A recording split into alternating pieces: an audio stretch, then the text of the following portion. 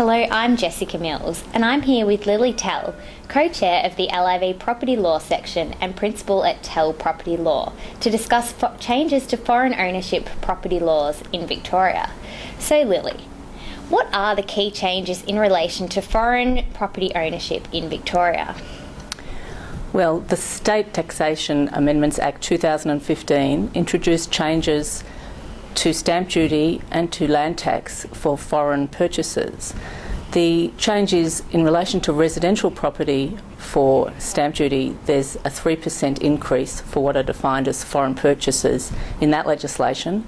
And for land tax, there's an additional 0.5% imposition of land tax on landowners, not just for residential property, that is for all property, who are overseas, or actually it's called absentee owners.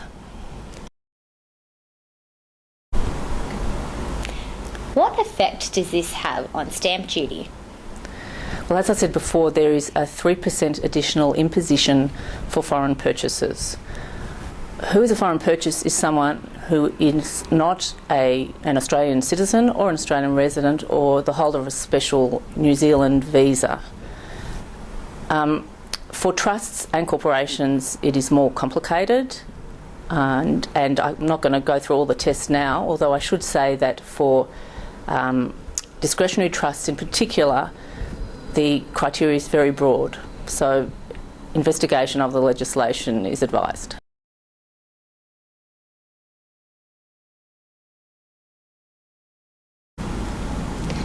What do practitioners need to do in relation to these changes?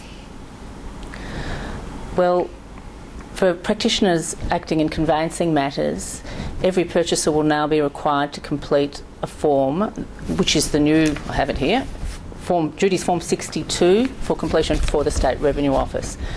The State Revenue Office did consult with the Law Institute before preparing the form and let us know that the purchaser will be signing the form, and therefore the purchaser, not the practitioner, is liable for any mistakes in the form.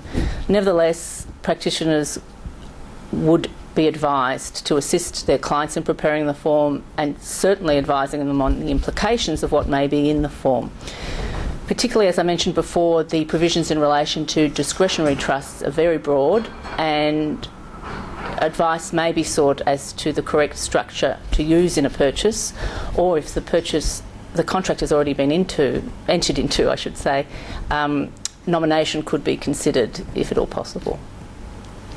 If practitioners would like further information about the changes to foreign property ownership laws in Victoria, there is a special session on the topic at the annual LIV Property Law Conference on Friday, 4 September. Thank you for your time, Lily. Pleasure.